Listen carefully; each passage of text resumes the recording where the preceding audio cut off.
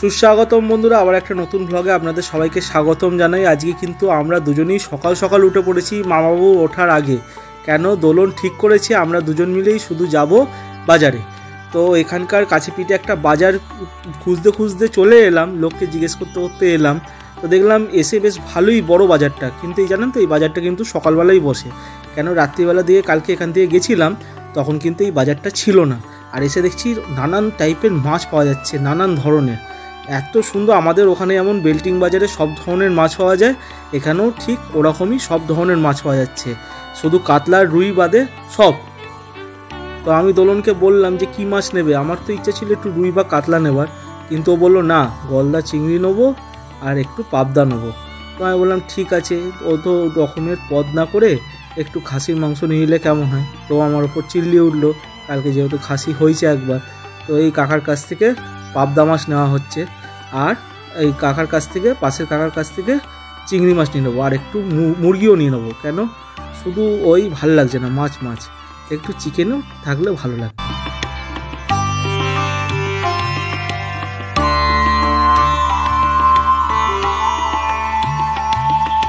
তো সবজিও দেখছি ভালোই আছে। তো আমাকে বললো শাক নেবো, আমি বললাম না নিতে হবে না। ও নারকোল কিনতে চলে গেল, যেহেতু চিংড়ি মাছের মালাইকারি হবে।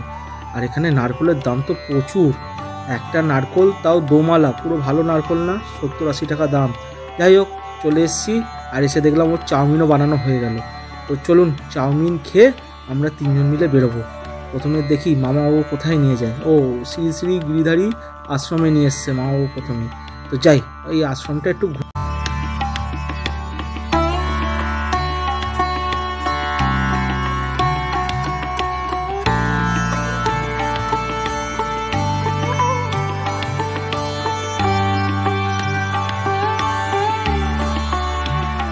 জানেন তো আমি তো মন্দিরে ঢোকা মানা আছে, কিন্তু মনটা একটু খচখচ করলো। ওই মন্দিরের ভেতরটা ঢুকলাম, বাইরে দিয়ে যেহেতু দেখলাম এত সুন্দর মন্দিরের ভেতরের পরিবেশটা দেখুন কি সুন্দর, আর সবাই আজকে বসে রয়েছে, একটা আলাদা পরিবেশ।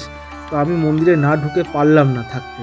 আর মন্দিরের দেখলাম মেন গেটটা বন্ধ আছে, আর এখানে দেখছি খুব সুন্দর সাজানো গোছানো। আর এই যে এই জায়গাটা দেখতে পাচ্ছেন, এই জায়গাটা কিন্তু হোমকুণ্ড, এখানে যজ্ঞ হয়। তো দেখলাম এখানে হোমকুণ্ডটা জায়গাটা খুবই বড়, আর একটা চিমনি মতো করা হয়েছে। আর এখানে দেখছেন, এখানে কিন্তু ঠাকুরের ভোগ তৈরি হয়, দেখতে পাচ্ছেন উনুনগুলো কি বড় বড়, আর কাঠও রাখা আছে সারি সারি। আর দেখছেন মন্দিরের ভেতরটা কত সুন্দর। এই মন্দিরটা 1957 সালে কিন্তু স্থাপিত হয়েছিল, ওখানে লেখা ছিল যদিও বা। তো চলো এবার বেরোনো যাক। আর দেখুন বাইরে এই বেদিটা, এখানে হচ্ছে ঠাকুরকে সমাধি দেওয়া হয়েছিল। আর এই গাছটা মনে হয় কোনো একটা ভালো, মানে এখানে সবাই বিশ্বাস করে এই গাছটাকে। তো যাই হোক এই গাছটাকেও পুজো দেওয়া হয়। তো চলুন এবার এখান থেকে বেরোনো যাক। এই যে কাঠগুলো এখানেই, এই কাঠ দিয়েই কিন্তু ভোগ রান্না করা হয়। আর এই যে এইটা হচ্ছে শ্রী শ্রী নিত্যানন্দ মহাশয়ের তপবন, আর এখানে কিন্তু অ্যাম্বুলেন্সও রাখা আছে এখান ট্রাস্ট থেকে। তো চলুন বেরোনো যাক। ও বেরিয়েই দেখছি একটা সুন্দর বাড়ি, জানেন তো এত সুন্দর আর এত পুরনো বাড়িটা দেখে আমি আর থাকতে পারলাম না, একটু ভিডিও করতে এগিয়ে গেলাম। দেখুন কি সুন্দর পরিবেশের মধ্যে এই বাড়িটা, দোতলা বাড়িটা, তো দেখেই বোঝা যাচ্ছে কিন্তু অনেক পুরনো। তো চলুন এবার বেরোনো যাক। আর এখান থেকে বেরিয়ে আমরা চলে এসেছি আরেকটা মন্দিরে।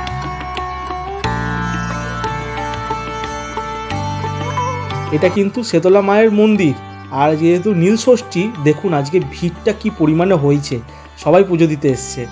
হ্যাঁ, তো আমরাও এসেছি আজকে এখানে। আর এর পাশেই যে একটা পুকুর আছে, ওটা কিন্তু কুণ্ডগঙ্গা বলা হয়। হয়তো মানে ওই পুকুরে সবাই স্নান করে শুদ্ধ হয়ে যায়, কথিত আছে পৌরাণিক মতে।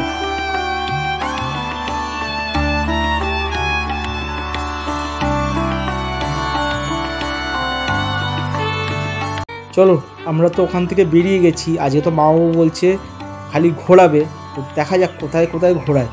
আর এত সুন্দর লাগছে না পরিবেশটা, মনে হচ্ছে আমরা গোয়াতে চলে এসেছি। রাস্তাঘাটগুলো ওরকমই, আর বাড়ির পাশে যেরকম জমি রাখা আছে, এত সুন্দর সাজানো গোছানো বাগান করা, তো মনে হচ্ছে যেন গোয়াতে রাস্তাতেই আমি বাইক চালাচ্ছি। তো চলুন যাওয়া যাক।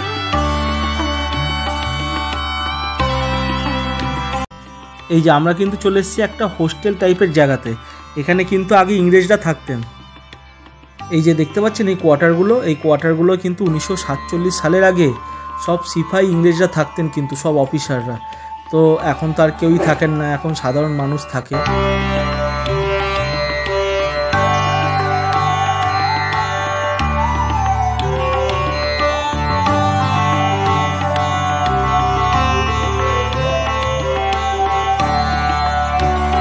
মামা তো গাড়ি চালিয়ে যাচ্ছে জঙ্গলের ভেতর দিয়ে। তো দেখি কোথায় যাচ্ছে।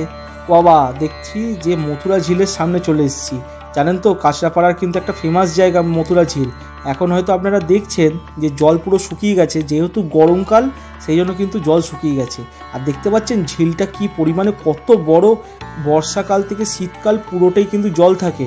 আর এখানে কিন্তু মাছ ধরার জন্য অনেক লোকও আসে। আর বিকালবেলা এখানে কিন্তু ফটো সেশনও হয়, সবাই আসে। আমরা তো যেহেতু সকাল সকাল এসেছি, এখানে অতটা ভিড় নেই। আর আমি তো এসে বেশ ভালোই লাগছে, হাওয়া দিচ্ছে হালকা, আর রোদের তাপটাও তেজটাও অতটা নেই। ঠিক আছে, তো যাই একটু ঘুরে নিই। তো ভালোই লাগছে, এত সুন্দর বড় পরিবেশ, দারুণ একটা জায়গা। আমি ওদের দুজনকে ডাকছি, এসো চলে আসো, এই ব্রিজটার ওপর দিয়ে হাঁটতে দারুণ লাগছে। চলুন। আর দেখতে পাচ্ছি সামনে দিয়ে কিন্তু হাইওয়ে গেছে, ওই দেখতে পাচ্ছেন ব্রিজটা, ওই ব্রিজটা কিন্তু একটা হাইওয়ে। তো যাই হোক, আমরা মথুরা ঝিলের সামনে আছি, দেখে নিন পরিবেশটা কেমন। আর এখানে জঙ্গলটা দেখছেন, মনে হচ্ছে যেন সুন্দরবন টাইপের জঙ্গল, এত ঘন, তো দারুণ লাগছে। তো মামা তো আর জঙ্গলের রাস্তা ছাড়ছে না, আর দেখছি জঙ্গলের মধ্যে দিয়ে গাড়ি চালিয়েই যাচ্ছে। আর আমার ভয় লাগছে আমার চাকা না লিক হয়ে যায়, কেন জঙ্গলের মধ্যে এরকম কাঁটাযুক্ত রাস্তা, ভাঙাচোরা মাটির রাস্তা। তো যাই হোক, গাড়ি তো চুপচাপ করে আস্তে আস্তে চালিয়ে যাচ্ছি, দেখা যাক কোথায় নিয়ে যায়। আর মনে মনে ভাবছি যদি এই জঙ্গলের মধ্যে একটু হাতি থাকতো তাহলে ভালো লাগতো। আর এই যে দেখতে পাচ্ছেন এই কোয়ার্টারগুলোই কিন্তু ইংরেজরা থাকতো একসময়, আজকে বাঙালিরা দখল করে নিয়েছে। তো দেখি, এখানে মামা বলছিলেন যে এখানে কিন্তু একটা ভালো পুরনো স্টেডিয়াম আছে ইংরেজ যে আমলের। তো দেখি স্টেডিয়ামটা, ওই যে দেখতে পাচ্ছেন স্টেডিয়ামের সিটগুলো কিন্তু দেখা যাচ্ছে। আর এই যে স্টেডিয়ামটা, এর চেয়েও নাকি বড় মাঠ ছিল, কিন্তু এখন মাঠটা নাকি ছোট হয়ে গেছে। আর এই দেখতে পাচ্ছেন মামা স্কুটিটা নিয়ে যাচ্ছে স্টেডিয়ামে। গ্যালারির নিচ দিয়ে কিন্তু মামা কিন্তু গাড়ি চালিয়ে যাচ্ছে, আর আমিও কিন্তু গাড়ি চালিয়ে যাচ্ছি। গ্যালারিটা মোটামুটি ভালোই বড়, সেই টাইমের গ্যালারি আর কত বড় হবে, সেই টাইমে তো মানুষের সংখ্যাও কম ছিল। তো যাই হোক, সেই ইংরেজ আমলের গ্যালারি সমেত মাঠ দেখে তো বেশ ভালোই লাগলো। আর জায়গাটাও বেশ ভালো, অনেক পুরনো জায়গা, দেখেই বোঝা যাচ্ছে। তো চলুন, এই কলোনিটা কিন্তু অনেক পুরনো। এবার আমরা এখান থেকে বেরোবো, বেরিয়ে দেখি মাও কোথায় নিয়ে যায়, চলুন দেখা যাক। আমরা কিন্তু এখন চলে এসেছি নদীপার বিজ্ঞান মন্দিরে, এটা কিন্তু ওয়েস্ট বেঙ্গল সরকারের। চলুন এইবার দেখা যাক। এটা কিন্তু আমাদের কলকাতার সায়েন্স সিটির মতনই একটা ছোটোখাটো বিজ্ঞান প্রতিষ্ঠান। আর ভেতরটা ঢুকতেই দেখছি পুরো বোটানিক্যাল গার্ডেনের মতো, এত সুন্দর লাগছে না পরিবেশটা। গাড়ি চালিয়েও এই রাস্তার মধ্যে দিয়ে মজা লাগে। তো চলুন যাওয়া যাক।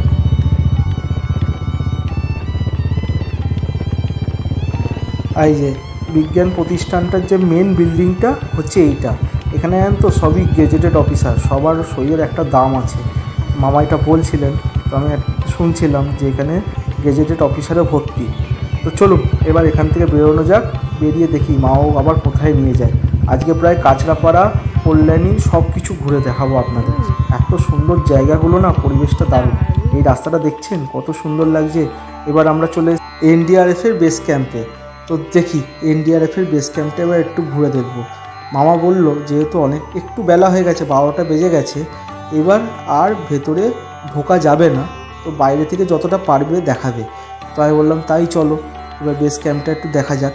কারণ হচ্ছে মামাও যেহেতু বিএসএফে চাকরি করে, যদি চাইতো আরামসে ঢুকিয়ে দিতে পারতো, কিন্তু যেহেতু ওই টাইমটা হচ্ছে তাদের রিলিফের টাইম, সেই জন্য মামাও বললো যে আর এখন তো খোলা থাকবে না, বিকাল 3টের পর আবার খুলবে। আমি বললাম না থাক, আর 3টের পর আসতে হবে না, যতটা পারবো বাইরে থেকে দেখে নেবো, দেখে চলে যাবো। আর দেখুন পাশে পুকুরটা দেখছেন, কত বড় পুকুর না ঝিল কিন্তু এটা। আর যে এগুলো হচ্ছে কিন্তু ক্যাম্প, কোয়ার্টারও আছে এখানে।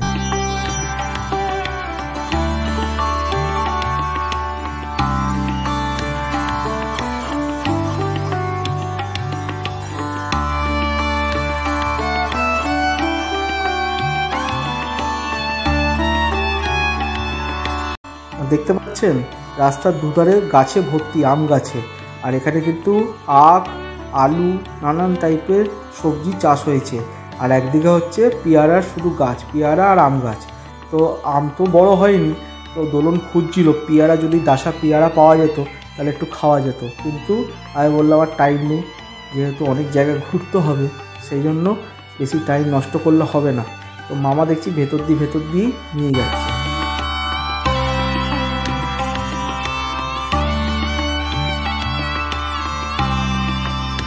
তো ঘুরতে ঘুরতে সকাল থেকে যেহেতু চা খাওয়া হয়নি আর জল তেষ্টাও পেয়ে গেছিলো, এক জায়গায় দাঁড়িয়ে আমরা জল আর একটু চা পান করে নিলাম, আর দোলন বিস্কুট খেলো। তো চলুন এবার খেয়ে দিয়ে পান করে আবার বেরোনো যাক। এই যে আমরা চলে এসেছি হরিণঘাটার দুগ্ধাঘাট। এইখান থেকে কিন্তু অল ওভার ইন্ডিয়া বেসিস দুধ সাপ্লাই করা হয়। আর এখানে হচ্ছে চিকেন হাট মিট শপ।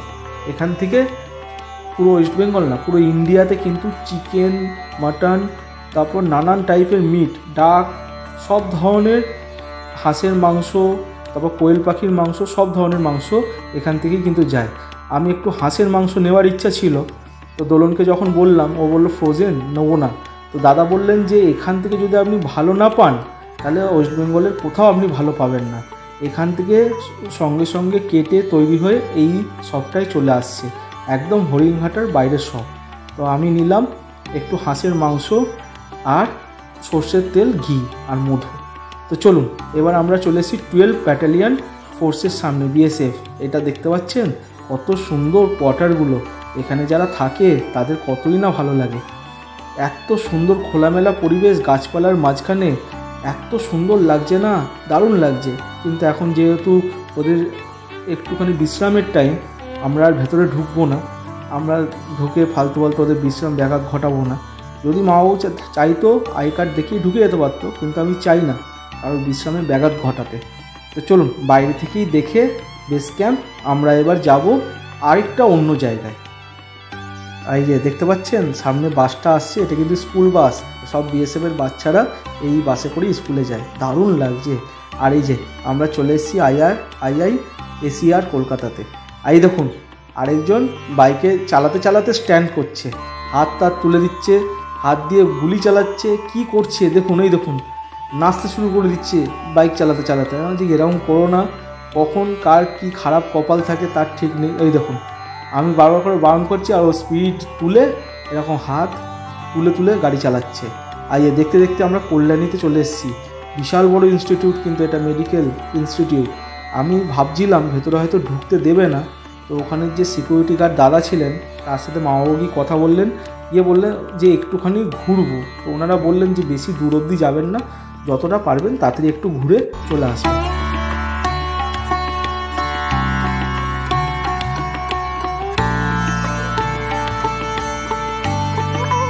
আমরা তো চলে এসেছি ভেতরে। তো দেখছি এত সুন্দর লাগছে রাস্তাঘাট, এত সুন্দর পরিষ্কার, বিল্ডিংগুলো দেখছেন মনে হচ্ছে না বিদেশে চলে এসেছি, কিন্তু আমাদের দেশের মধ্যেই, আমাদের রাজ্যে সবচেয়ে বড় কথা এটা কল্যাণীতে কিন্তু। তো চলুন একটু ঘুরে দেখি ভেতরটা।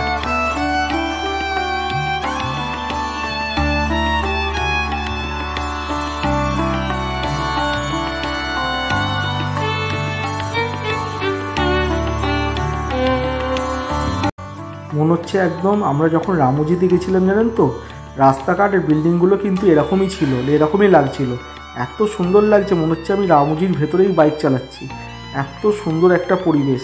আর এখানে কিন্তু হাসপাতালের সাথে সাথে কোয়ার্টারও আছে ডাক্তারদের থাকার জন্য। তাহলে ভাবুন যারা ডাক্তাররা এখানে থাকে তাদের কি কপাল, কি ভাগ্য, কত সুন্দর একটা জায়গায় থাকে। তো যাই হোক এবার একটু ঘুরে, আমাদের যেহেতু টাইম নেই আর চলে তো যেতেই হবে, তাড়াতাড়ি করে বাইক চালাচ্ছি। আর বলছি এখানে 20 কিলোমিটারের ওপর তুলতে পারবো না, আর হর্ন মারতে পারবো না। আর এই সামনে দেখতে পাচ্ছেন এগুলো কিন্তু একটা কোয়ার্টার, দারুণ লাগছে, পরিবেশটা দারুণ। তো চলুন এবার আমরা বেরিয়ে যাব।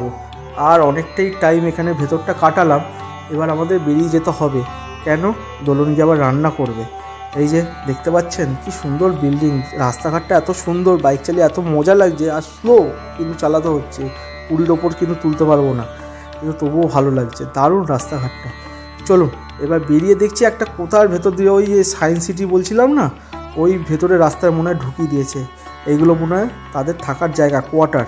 তো চলুন এই রাস্তা দিয়েই বেরোনো যাক। আরও কিন্তু এখন আসার সময়, যাওয়ার সময়, ফেরত যাওয়ার সময় আর কিন্তু হাই রোডটা ধরলো না। তো দেখলাম দাঁড়ালো এক জায়গায় ভাই, তো দেখা যাক কী খাওয়াবো। ও আখের রস, গলা শুকিয়ে গেছে গো।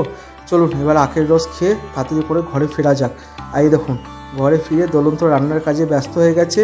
আর এই ভাইয়ের মামাবাবুর ঘরের সিঁড়িটা দেখছেন কত সুন্দর লাগছে।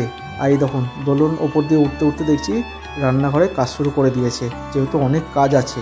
আর এই দেখুন ওপর দিয়ে ভিউটা দেখছেন, এত সুন্দর ভিউটা। আম গাছ, আম পুরো হয়ে রয়েছে, আম কোনি। তো এই যে বাইরে থেকে মামাবাবুর ঘরের ভিডিও, এটা দোতলাটা হাফ হয়ে রয়েছে, চাইলেই 2 মিনিটে তুলে দেওয়া যায়, যেহেতু সব কিছু হয়েই রয়েছে, খালি দেওয়াল তুলতে হবে। তো চলুন একটু আম বনের দিকে যাওয়া যাক। আর দেখছি যেতে যেতে কতগুলো বাচ্চা বসে বসে আড্ডা মারছে। বড়রা তো আর কেউ নেই আড্ডা মারবার, সবাই বাইরে কাজে। এখানে বেশিরভাগ লোকই কিন্তু আর্মি আর বিএসএফে চাকরি করে, যেহেতু সবাই বাইরে বাইরে আছে। বাচ্চারা এখানে দেখুন বসে আড্ডা মারছে।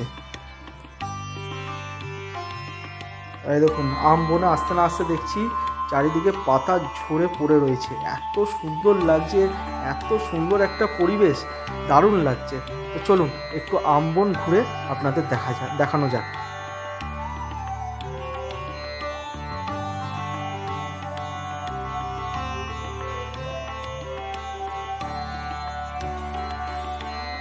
আর যেতে যেতে দেখছি এখানে প্রচুর আম পড়ে রয়েছে।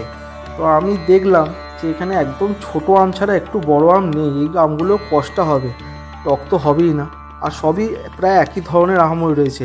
একটু যদি বড় হতো তাহলে খুব ভালো লাগতো। আর মামা কিন্তু একটা কথা বলল, আমার যেটা শুনে খুব ভয় লাগলো। এই আম বনে কিন্তু নানান জাতের, নানান প্রজাতির সাপ আছে, সেই থেকে একটু সাবধান।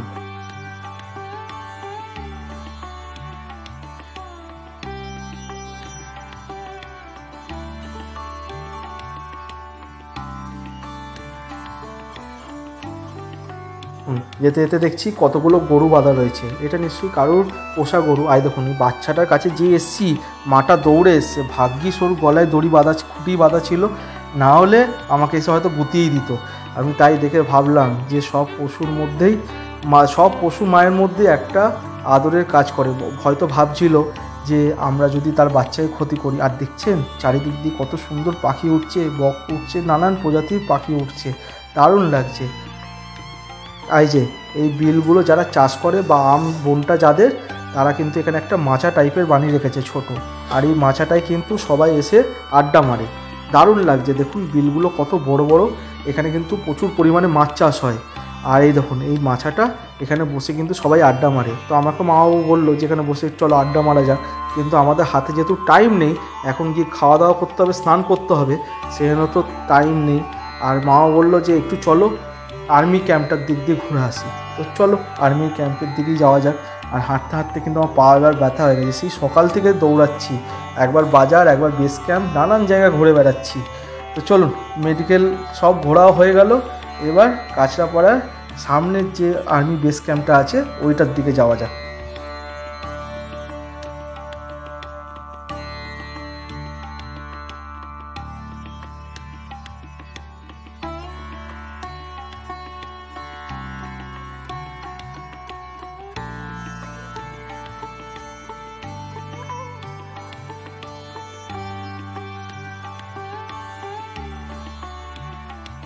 দেখুন এখানে কিন্তু প্রচুর ছোট ছোট আমের চারা হয়ে রয়েছে, হয়তো এখানে আমের চারা তৈরি করে আম গাছ বিক্রিও করা হয়। ঠিক আমি জানি না এখানে আমের চারাগুলো কেন হয়ে রয়েছে, হয়তো বিক্রি করার জন্য। কেন এত ঘন আম গাছ পরপর তো লাগাবে না কেউ, একটু ছেড়ে ছেড়েই লাগাতে হয়। এটা যেহেতু চারা গাছটাকে একটু বড় করা হচ্ছে, তাই এত ঘনভাবে লাগানো আছে।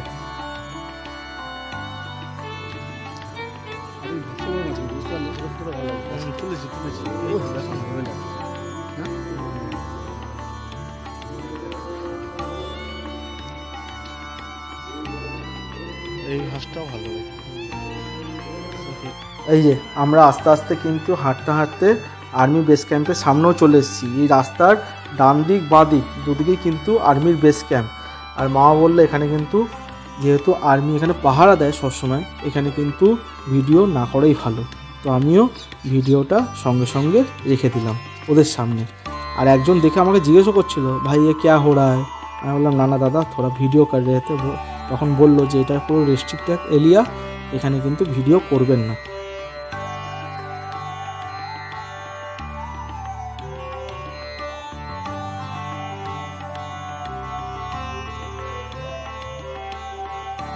আমরা কিন্তু এখান দিয়ে হাঁটতে হাঁটতে দেখলাম আরেকটা মন্দিরও আছে, শিবের মন্দির, যেহেতু আজ নীল ষষ্ঠী এখানে সবাই পুজোও দিতে আসছে। তো চলুন এখান থেকে আবার বেরোনো যাক। আমি মামাকে বললাম চলো ব্যাক করা যাক। দেখছেন কাঁটা তার দিয়ে আটকানো এই রাস্তাটার ওই দিকটা, তো ওইটাই হচ্ছে কিন্তু আর্মির বেস ক্যাম্প। আর এই রাস্তাটা কিন্তু জনসাধারণের জন্য বেশিরভাগ টাইম খোলাই থাকে। তো চলুন এবার বাড়ির দিকে রওনা দেওয়া যাক।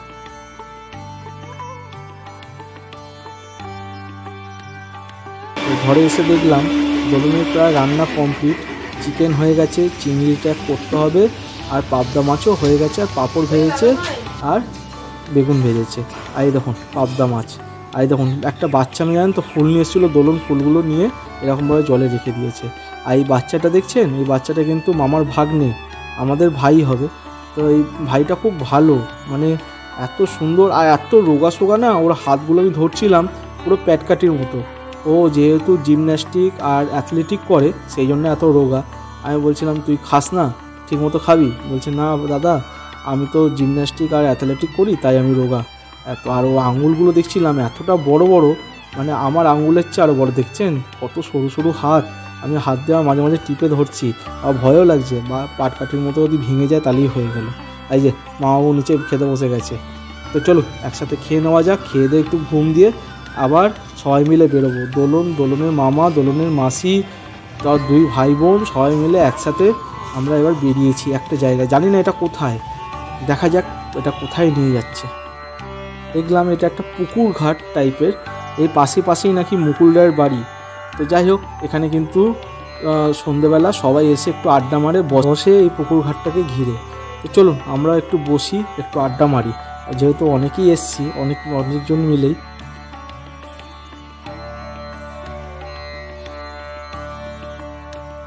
যে দোলন বায়না তুলেছে কোথায় যাবে না মার্কেটে। আবার আজকে মার্কেটে ভাইটার হাত ধরে টানতে টানতে নিয়ে চলে এলো মার্কেটে। দেখা যাক দোলন কি কেনাকাটি করে আর মাও কি কেনাকাটি করে, দেখা যাক। এই তো দোলন অনেক কিছুই দেখছে, কেনাকাটি করছে, কিন্তু কি কিনছেও নিজেই জানে না।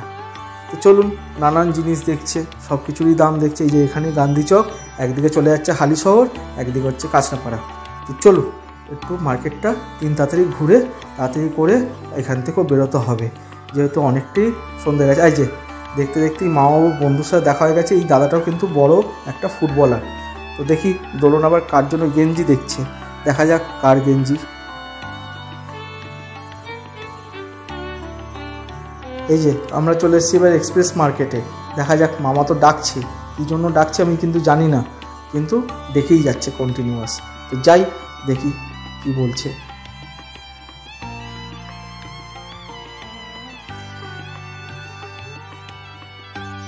এই যে মা উঠছে, কি বলছে দেখা যাক। এই যে ভাইটাও এসছে আজকে।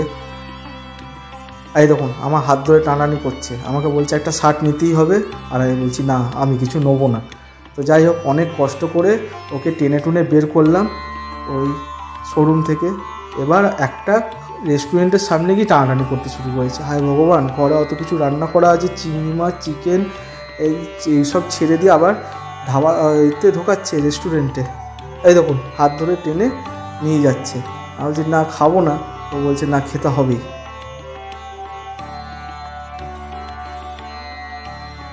এই যে সবাই মিলে বসে পড়েছি টেবিলে, তাড়াতাড়ি করে অর্ডারও দেওয়া হয়ে গেছে।